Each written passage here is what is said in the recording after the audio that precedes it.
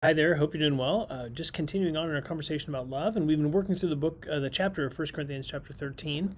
We started out with the first three verses, and we realized that without love, Paul essentially says that everything that we do, religious or otherwise, is empty.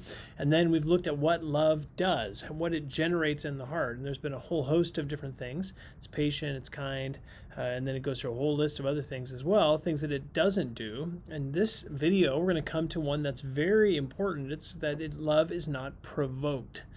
Love is not provoked. Now we know the idea of provoking, what it can be to provoke someone or to be provoked.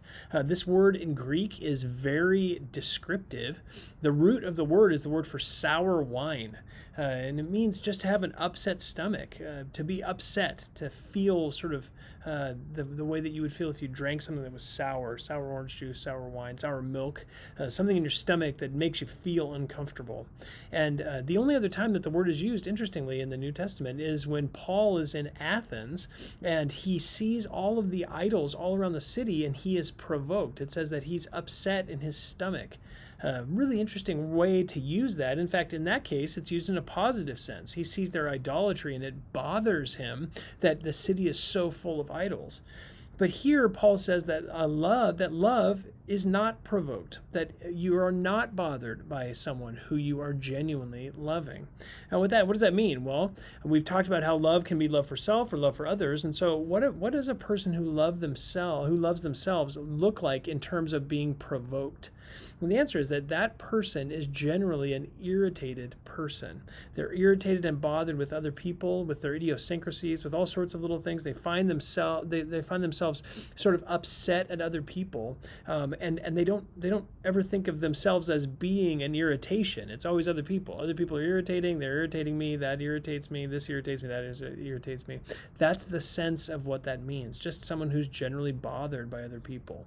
They also consider others as problems. They look at other people and they say, that person is a problem. I'm not a problem. They're a problem. They're bothering me. They point out flaws in other people. They're consistently bothered by other people's mistakes and failures. They point out people's behavior. They also are annoyed with everyone. And this is the kind of person who's often angry because they're so bothered, and because people don't change instantly, they get angry at them and respond in unkindness, anger, harshness, etc. So that's what it looks like to love yourself when it comes to being provoked.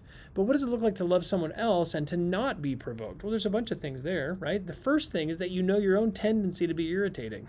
When you love another person, you realize that there may be lots of things that you're doing that might annoy and provoke them. And so you would be quick to say, I'm annoying. Why would I be upset at someone who is also bothering me? That's not fair, right? So a person who loves others in this regard is patient, right? They endure with other people's irritations. They're willing to just be quiet and to listen and to be patient and to not be bothered. When they feel that rising up in their heart, when they feel they're themselves being provoked or being sort of annoyed or frustrated or bothered by that person, irritated by another person, what do?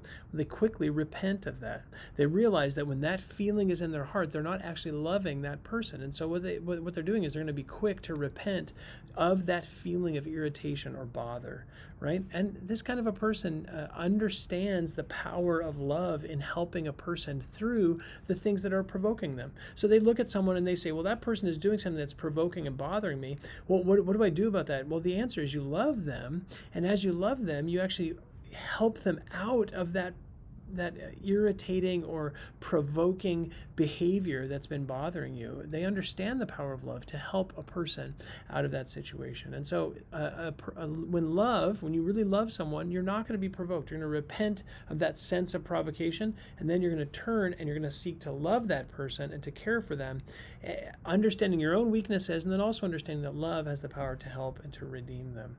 Well, I don't know if you're like me, but it's easy for me to get irritated and annoyed. And what Paul is telling us here is when that's in my heart, I'm not actually loving the person that I'm bothered by. And so I need to grow in this personally, and I'm confident that lots of us do. So I hope this is helpful for you. Thanks.